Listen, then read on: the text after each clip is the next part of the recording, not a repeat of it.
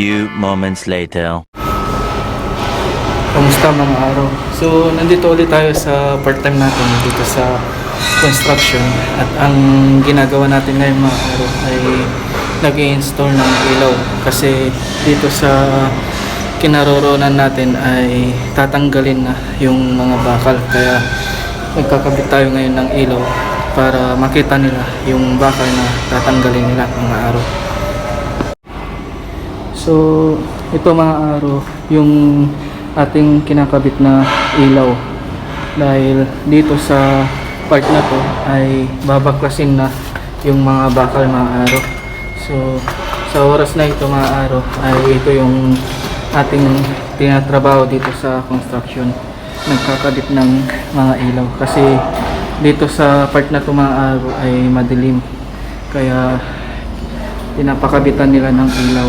So, ito yung ginagawa natin ngayon mga araw. One eternity later. So, nakabitan na natin ng ilaw mga araw. Itong parte na to mga araw. So, paakyat na kami hanggang doon sa taas kasi pinapalagyan ng ilaw to dahil babaklasin ng mga araw.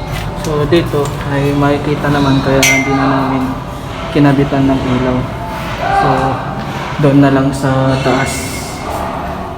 Kasi doon sa taas na gumagawa mga ano.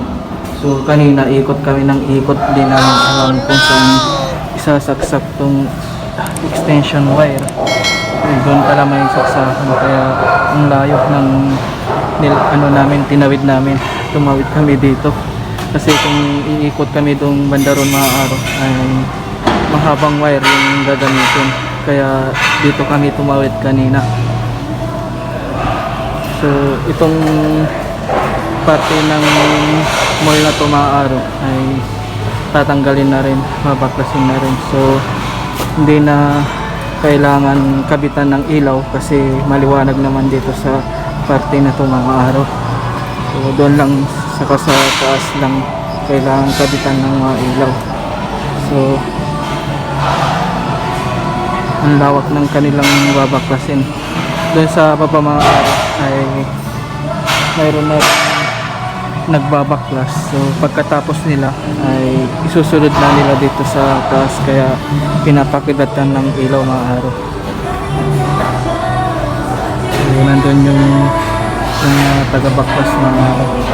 So ibang mga na rin yung team. So kami, yung dalawa, yung kasama ko ay nagkakabit ngayon ng ilaw. So ang lawak ng babaklasin nila dito sa floor na to mga araw. Ayan, hanggang sa taas. Ayan ang babaklasin nila. So maliwanag naman sa taas mga araw kaya hindi na kailangan lagyan ng ilaw. 2,000 years later. So itong parte na to mga araw ay kakabitan din namin ng ilaw kasi babaklasin na to.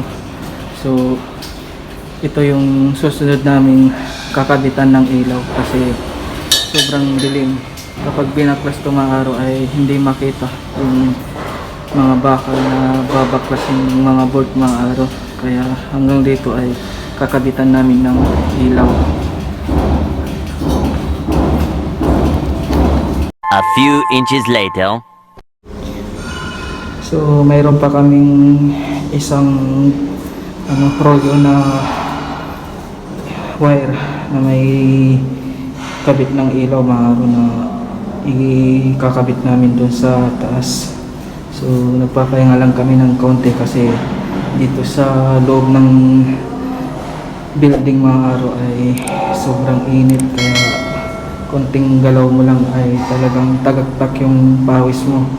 Kasi dito sa Korea ngayong mga araw ay umulan, uminit yung panahon. 2 seconds later. So ito na mga araw, natapos na namin kabitan ng ilaw itong sa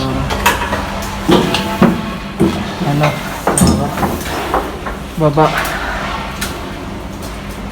Kasi babaklasin na to mga araw, kaya nilagyan namin ng ilaw. Sobrang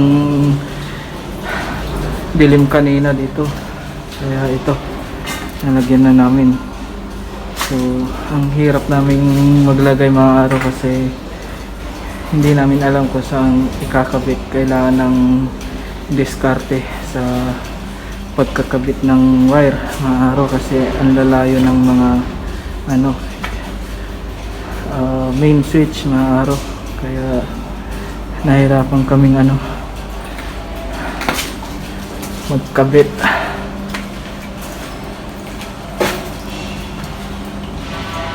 The next day.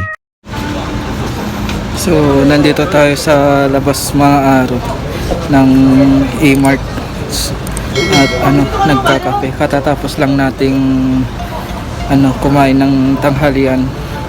So nagpapahinga lang tayo ng kaunti dito at umiinom ng kape dito sa labas. At mamaya ay papasok na tayo para matulog kasi yung break time natin ay 1 oras. So mamaya ang 12:50 pa tayo babalik.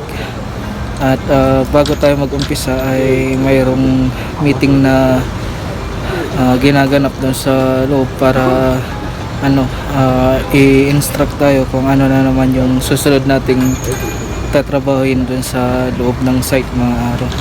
So dito sa labas mga araw ay marami ding mga nagpapahinga na construction worker. So hindi tayo pwedeng nasa labas na hindi nakasuot ng mask, kaya itong pantakip ko sa bibig ay sinuot ko kasi hindi nga pwedeng walang mask dito sa sa labas mga araw. So papasok na tayo dito sa resting area mga araw para itulog natin kasi yung break time natin ay 1 oras, kaya matutulog muna tayo. So dito maraming mga upuan na pwedeng tulugan. Yan, lawak dito mga araw. So tapos na mga araw yung break time natin at lumipat tayo dito sa building na to kasi lalagyan natin ng ilaw dahil madilim at ito ay naka-schedule ng baklasin yung mga bakal dito. So ito mga araw yung ilalagay natin dito sa na to, parte na walang ilaw. So dito mayroon ng mga naka-install na wire, kaso nga lang short siya, kaya kukuha tayo ng extension wire mga araw para may dugtong dito sa kabila.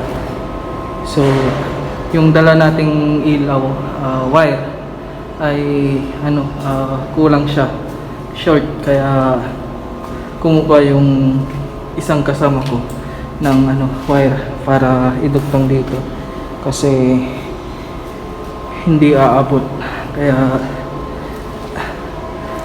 pumunta muna siya dun sa warehouse mga araw. So kung napapansin mga araw ay madilim, so sabi ng safety engineering ay kailangan pailawan. So ito yung aming gagawin ngayon mga araw. So ito na mga araw, natapos na nating lagyan ng ilaw itong bahagi ng building kanina na madilim. So inulit lang namin yung pagkakakabit ng ilaw kasi baliktad, nauuna yung receiver na nasasaksakan mga araw, kaya binagbag muna namin yung naka-install kanina dito na ilaw. So ngayon ay okay na yung yung ilaw natin, maliwanag na. So itong bahagi ng gusali na tumaro ay naka-schedule na baklasin yung mga forma na nakalagay dito. So Kaya ito ay pinapalagyan ng ilaw ng engineer. So itong extension wire na nakuha niya kanina ay sira, kaya bumalik ako kanina para kumuha uli ng panibago. So ngayon ay okay na, umabot na hanggang dito sa likod. So yan.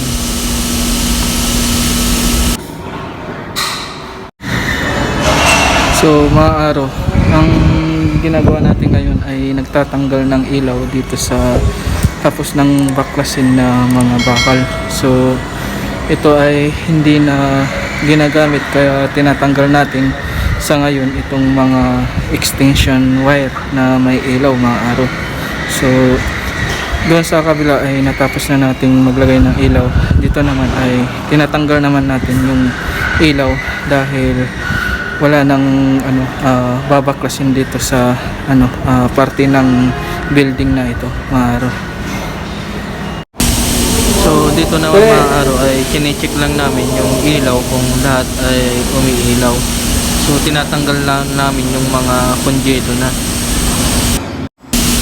So nandito na kami ngayon sa taas, mga araw, para lahat ng mga ilaw na to ay i-check lang namin kung lahat ay umiilaw, at saka yung wire kung lahat ay gumagana. So ito ay ibabalik din namin sa mga naka-schedule pa na babaklasin na forma doon sa loob or sa baba, mga araw. So ito ay i-recondition uli namin tong mga wire na to, at yung mga ilaw na konjido ay papalitan na. So natapos din natin yung part-time natin, mga araw, at ngayon oras ay nagpapahinga na tayo. So maghihintay na lang tayo ng 4:30 para lumabas dito sa site, mga araw. So para tayo ngayong nakipag-away sa mga daga kasi sobra nating pawis, kasi ngayon dito sa Korea, mga araw, ay umulan umaraw yung weather dito, kaya sobrang